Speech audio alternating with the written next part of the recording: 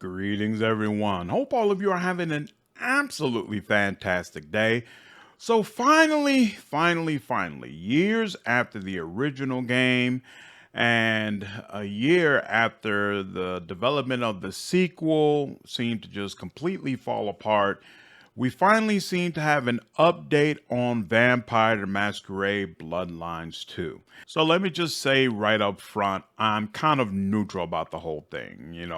Those of you who've been following my channel know that I'm a huge fan of Vampire the Masquerade Bloodlines. Absolutely one of my favorite games, and there's a lot of elements in that game that I wish more RPGs would take note of.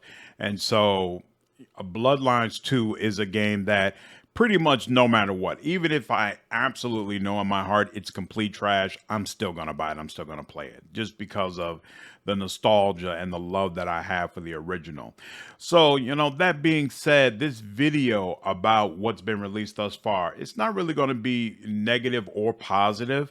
I'm going to talk about what I believe are the good aspects of the information they've released and what they're doing. And then I'm going to talk about what I see as some potential negatives. But at this point, we don't really have enough information to really make a decision firmly about whether or not this game is going to be any good, even though I know there are many of you who have already decided it is absolutely destined to be trash. And I'm definitely not on that list. I'm holding out hope that we are still, at the very least, going to get a good game. But let's go ahead and dive into it. So there's actually two videos that were released regarding this game. One is a trailer, and then another is a 3 to 4 minute video where it's basically a bunch of developers that are involved in making this game provide their commentary on why it's going to be great. All right. So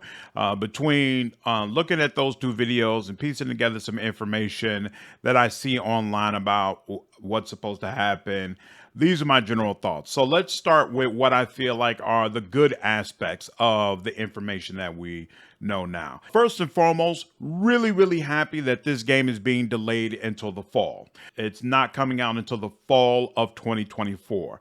And I'm taking this as a sign that Paradox wants to at least try to do right by this game. They're going to at least make an attempt to give us a game that on some level lives up to the legacy. And I really appreciate that. It's very unlikely that it was a cheap decision to say we're not going to release this game until the fall. We're going to spend another year combing through developing this game and trying to make it as good as possible. I am sure there's a hefty amount of expense associated with that. So I appreciate it. I appreciate that from them and from Sumo Digital and the Chinese Room.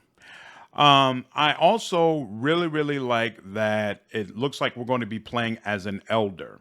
So for those of you who played in the original game, of course, we were a new vampire. And originally for this sequel, we were going to be playing as a Thin Blood, which is a character who doesn't actually get a clan. They're still able to gain powers, but they don't join full clans, and they're treated with pretty much disrespect and suspicion by others who are full vampires, right? And to be honest with you, while I think the storylines regarding Thin Bloods are fascinating, and I absolutely believe they should be involved in the game, the idea of playing as a Thin Blood never appealed to me. Never appealed to me. I think one of the strongest parts of the original game was being a full vampire and being able to actually choose your clan, and then getting the powers and being able to network with people in a way that was consistent with your clan. I thought that was a really strong aspect of the original game, and something that you don't see in a lot of other games. Like, they'll let you customize your character, but it doesn't carry over into the full game the way vampire clans did. And so to think that that was not going to be an aspect of the sequel was definitely something that I didn't appreciate. So instead, we're going to be an elder, someone who has been in torpor for who knows how many years and is finally waking up. So it creates an interesting dynamic where we are respected. It's known that, hey, this is a person who's very old, who's very powerful, but at the same time, we're establishing new relationships with the people that we're coming in contact with. So it still allows you to be basically a new player figuring out your way in the world. So I think this is a much stronger choice. And I'm sure they'll say that because we've been in torpor so long, that's why we're kind of starting from ground zero as far as getting our abilities back. But over time, we'll regain everything that we had. I think there's plenty of fertile ground there. And as long as, again, we're able to choose our own clan and role play in that manner, I'm all for this. I think it's absolutely a great change. And then the last thing that I'll note that I feel like is good about this announcement, and I know some of you are absolutely going to disagree with me, and I will absolutely say that this isn't a strong good. It's not a strong positive, but from the trailer, it does seem like they really want to try to focus on making combat more engaging and more visually appetizing. I do not feel like combat was a real strong aspect of the original game. It wasn't terrible. And the powers that you got from being a vampire were really fun. It was really cool to use. But the whole game was janky, so combat was equally janky. And even with all the updates and the patches and things of that nature, it's still janky. Even now, it's just not the most I really enjoy the challenge of it, especially when you're going up against other older vampires. Vampire the Masquerade Bloodlines could be a very challenging game, and so that was cool. But overall, the combat system could definitely stand to be much better. And it seems, based upon the trailer, that they really, really want to emphasize the vampire powers, what you're able to physically do as a vampire, and try to make that something where it's more visually engaging and hopefully is going to provide a more fun system overall. So I think it's interesting that they're putting their focus in that area, and hopefully that means we're going to get a combat experience that is superior to the original game. So those things together, that's what I took away, that I felt like, okay, this is good. These are the positives that I could take away from this. Now, let's get into the things. I'm not gonna say they're necessarily bad or negatives, but it's more like call outs, right? I look at this and I say, this gives me pause. All right. So on the one hand, I say, looking at the trailer, it's obvious that there's going to be a focus on combat. The problem is, I feel like that's the wrong focus, right? If you're trying to attract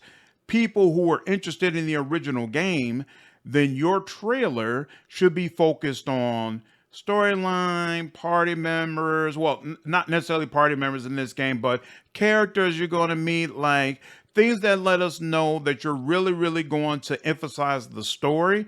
And even more importantly, the character creation. It's still not clear at all whether or not we will be able to choose our own clan in this game and what clans will actually be available. And I feel like that's a really, really huge sticking point with a lot of the people who are interested in the franchise. I think it was a big reason why, what was it called? Swan Song, the recent Vampire the Masquerade Bloodlines, Vampire the Masquerade game, why that wasn't as successful as I'm sure the developer wanted it to be. The people who really, really love this franchise from the standpoint of playing it in a video game format, they want to be able to choose their own clan. That's a big reason Bloodlines was so loved. You can't just yank that out and believe that people are going to treat this game the same way. And so I feel like this heavy, heavy emphasis on combat, while it's at the same time light on story and characterization, to be honest with you, I'm almost of a mind that it would have been a better idea to just come out with a CGI trailer.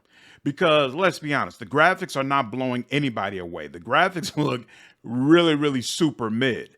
So it's not like people are looking at the world and the environments and saying, oh, wow, this looks so cool and so incredible. Like that's a draw for me. To me, and usually I'd be the last person to say this. I'd be the first one to say, hey, you show gameplay when you're trying to sell the game, but you're not really trying to sell the game yet. You're really just trying to convince people that the game is still going to come out one day in the far distant future. You should have just came out with a CGI trailer. It should have just made it all CGI, had a really cool voice, and give some information about what the story is going to be, something that the fans can latch on to. And then I think it probably would have had a much more powerful, positive effect than what I think people walk away with looking at the trailer that's been provided. And then moving beyond the trailer, we've got to talk about the developer, right? So we all knew that the announcement of who the developer was, no matter what name they dropped, it wasn't going to be somebody who was going to just crazy wow us, right?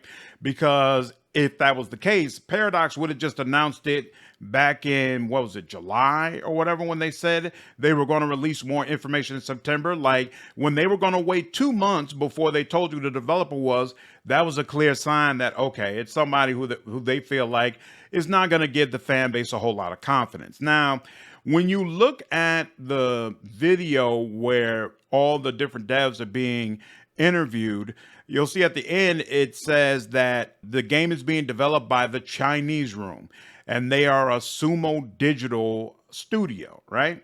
So I don't understand how that works. I guess it's basically like two studios in one.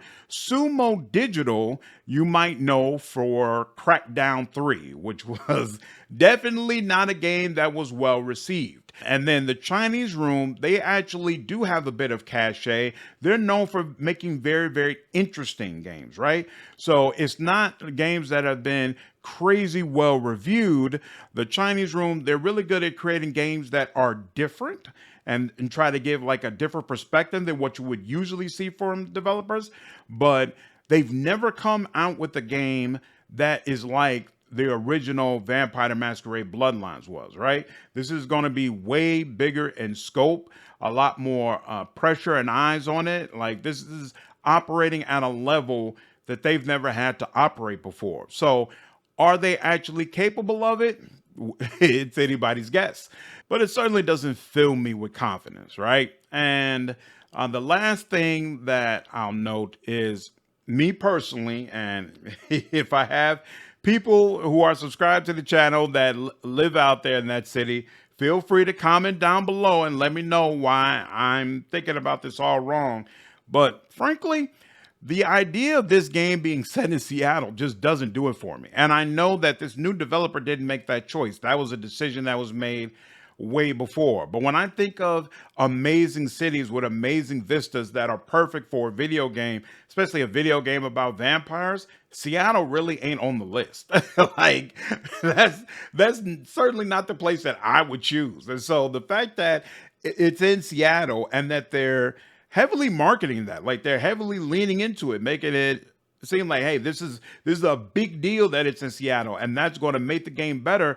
That's kind of weird to me, to be honest with you. Like, I don't understand where that's coming from. And so, hey, maybe I'll be pleasantly surprised. Again, if there are people who can provide more perspective, leave comments down below. But to me, if the world is your oyster and you can choose whatever city you want to in order to have your game, well, why are you putting it in Seattle? But regardless, those are my overall thoughts after hearing the launch. Again, no matter what, I'm going to play this game. I'm going to review this game. So hopefully I love it. Hopefully I can put it on par with the original Bloodlines. But again, at this point, considering how long it has taken to come out, I'm just hoping for a good game. And also, just to be clear, because I know a lot of you are already down on this and have decided it's going to be absolute trash. Part of the reason that I'm not on that bandwagon is because I'm old enough to remember the development process of the original Bloodlines, which was also an absolute crap show. Like, it's not like that was a smooth process and the game came out on time and everything was all peaches and rainbows. Like, to me, it's almost kind of fitting that the sequel has been this difficult to produce. So I'm not at all off of the bandwagon yet. I'm still holding out hope that at the end of the day, we're going to get another good game in this series, and that even better, hopefully, it'll lead to more games in the World of Darkness universe. I don't understand why we don't get more games that take advantage of the lore. And when I mentioned that in my last video, I know several of you brought up the games that are like the reading book games. I'm not talking about those, y'all. Like, I understand there's some of you that really enjoy them. Like, I've tried them a little bit and they're okay, but it's not the way that I prefer to enjoy games. I want full games where I can actually walk up and talk to people. Like, I need that. I need that. Just having it all completely text just doesn't work for me. It doesn't work, at least not the way it's been done in those Vampire the Masquerade games previously. Maybe someone will make a new one where it makes more sense to me, but as of right now, no. I need another game that is as close to Bloodlines as we can possibly get. Anyway, those are my thoughts. Looking forward to hearing all your feedback. Hope you all enjoyed this video. Take care.